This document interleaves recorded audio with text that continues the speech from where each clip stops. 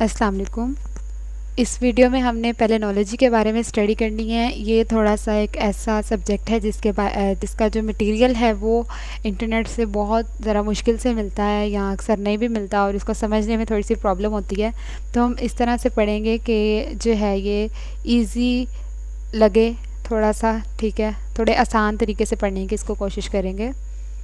तो अब शुरू करते हैं। इस वीडियो में हमने इंट्रोडक्शन टू पेलेनोलॉजी और कुछ इसकी इंपॉर्टेंट टर्म्स वगैरह पढ़नी है, ठीक है। चलिए स्टार्ट करते हैं। पेलेनोलॉजी है क्या? पेलेनोलॉजी में हम किसकी स्टडी करते हैं? माइक्रो ऑर्गेनिक मटेरियल की, ठीक है। माइक्रो ऑर्गेनिक मटेरियल की हम स्टडी करते हैं। कौन कौन से micro organic material? Spores, pollen, dinoflagellates, microfossils वगैरह, ठीक हो गया।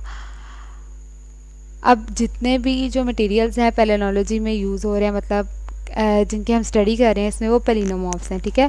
पेलिनोमॉर्फ क्या हैं? ये ऑर्गेनिक मटेरियल हैं, ठीक है, और इनको हम वैसे नहीं देख सकते, आम आँख से इसको नहीं देख सकते, ठीक है। और जो भी मतलब जो भी चीज़ पेलिनोमॉर्फ होगी वो पेलेनोलॉजी में उसको हम स्टडी करेंगे, ठीक हो गया। अच्छा, अब हम इसमें कुछ ब्रांचेस की बात करते हैं पेलेनोलॉजी की। सबसे पहले है पेलियो पेलेनोलॉजी, नियो पेलेनोलॉजी। ये दोनों जो ब्रांचेस हैं इनकी असल में हमने सारे जब हम नेक्स्ट वीडियोस करेंगे तो हमने इन दो ब्रांचेस की मेनली स्टडी करनी है, ठीक है। बाकी भी ब्रांचेस देख लेते हैं। मेलिसो पेलेनोलॉजी, ठीक है, उसके बाद फोरेंसिक पेलेनोलॉजी, कोप्रो पेलेनोलॉजी और एंटोमो पेलेनोलॉजी और लेट्रोपेलेनोलॉजी। मेलिसो पेलेनोलॉजी में हम पोलन और स्पोर्स जो कि हनी में प्रेजेंट होते हैं उनके बारे में स्टडी करते हैं। फोरेंसिक में जो है मतलब जो क्रिमिनल केसेस वगैरह होते हैं उसमें एविडेंसेस के लिए जो है वो हम स्टडी करते हैं, ठीक है, वो पोलन और स्पोर्स के बारे में स्टडी करते हैं। सही हो गया। उसके बाद जो है कोप्रोपेलेनोलॉजी, इसके अंदर हम वो उन पेलिनोमॉर्फ्स की स्टडी करते हैं जो कोप्रोलाइट में पड़े हुए होते हैं। कोप्रोलाइट कहते हैं डंग को, एनिमल डंग में जो पड़े होते हैं उनके बारे में हम स्टडी करते हैं। एंटोमोपेलेनोलॉजी के अंदर वो पोलन ग्रेन्स जो कि इंसेक्ट्स के साथ एसोसिएटेड हैं, ठीक है। और जो लेट्रोपेलेनोलॉजी है इसके अंदर वो स्पोर्स एंड पोलन्स की स्टडी हैं जो कि ह्यूमन हेल्थ प्रॉब्लम्स कॉज वगैरह करते हैं, ठीक है, उनके बारे में हम इसके अंदर पढ़ते हैं, ठीक है। तो ये सारी इसकी जो ब्रांचेस हैं। पेलियोपेलेनोलॉजी में हम उन पोलन और स्पोर्स या मतलब हम उनके बारे में स्टडी करते हैं जिनके अंदर जो कि एक्सटिंक्ट हैं, ठीक है, यानी कि जो एंशियंट हैं। और जो नियोपेलेनोलॉजी है इसके अंदर वो आते हैं जो एक्सटेंट हैं, यानी कि जो कि प्रेजेंट हैं, ठीक हो गया। तो अब हम स्टार्ट करते हैं नियोपेलेनोलॉजी और पेलियोपेलेनोलॉजी की सही तरह से डेफिनेशन हम देखते हैं। नियोपेलेनोलॉजी क्या है? It is a branch of palynology concern with the study of extinct pollen, spores and other palynomorphs, ठीक हो गया, जो कि एक्सटिंक्ट हैं, ठीक है। सॉरी, एक्सटेंट आना यहाँ पे, एक्सटिंक्ट नहीं आना, हम यहाँ पे इसको सही कर देते हैं। कहाँ गया?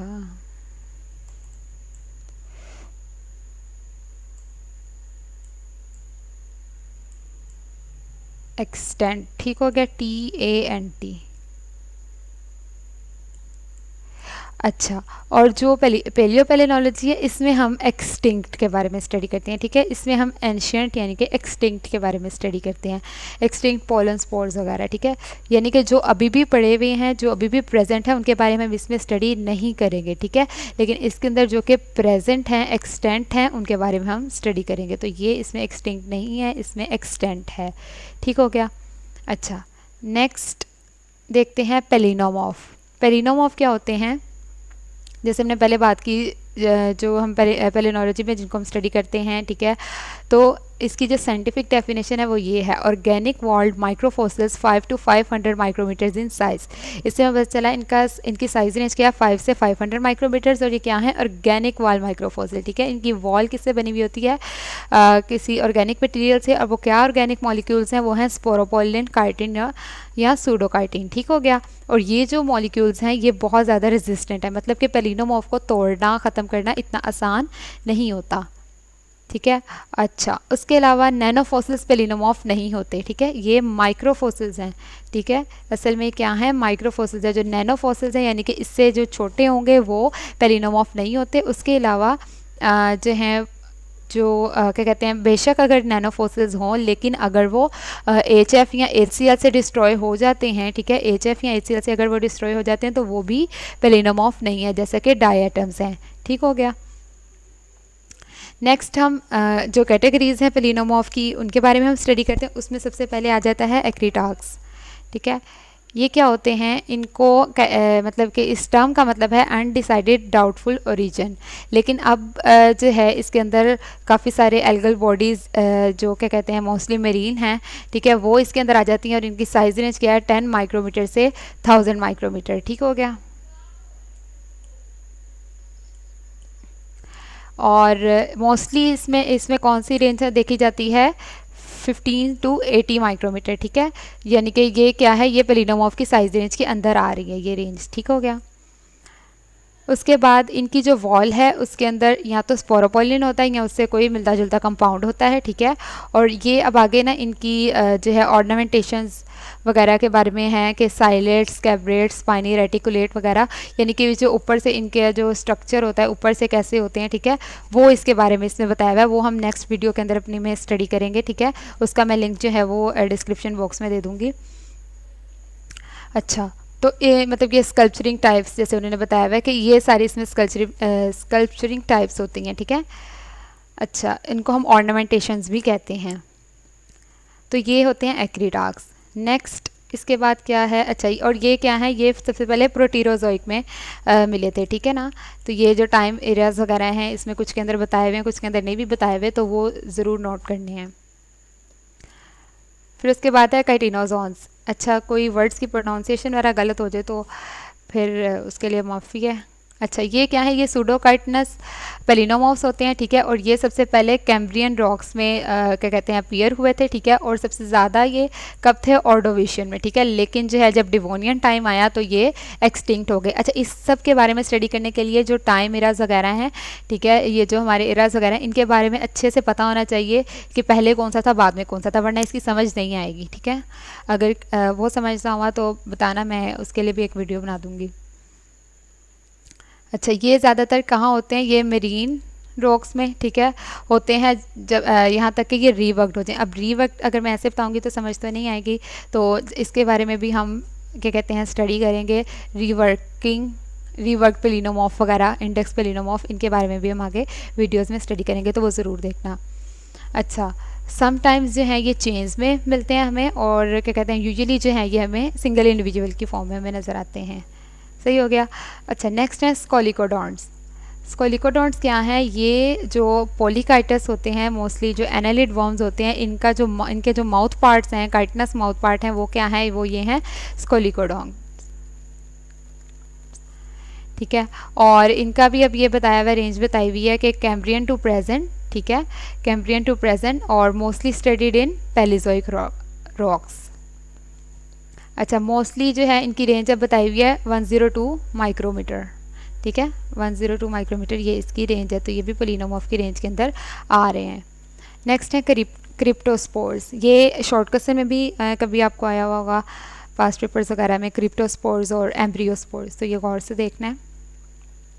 इनकी क्या रेंज है, कैम्ब्रियन टू सिलोरियन। ठीक है, क्रिप्टोस्पोर्स क्या हैं, ये स्पोर लाइक बॉडीज़ हैं। ठीक है, स्पोर लाइक बॉडीज़ हैं ये, और क्या कहते हैं in the normal spore size range. ठीक है, उसके बाद इनकी जो वॉल है उसमें स्पोरोपोलिन तो है, लेकिन इसमें हेप्टोटिपिक कैरेक्टर्स वो शो नहीं करता।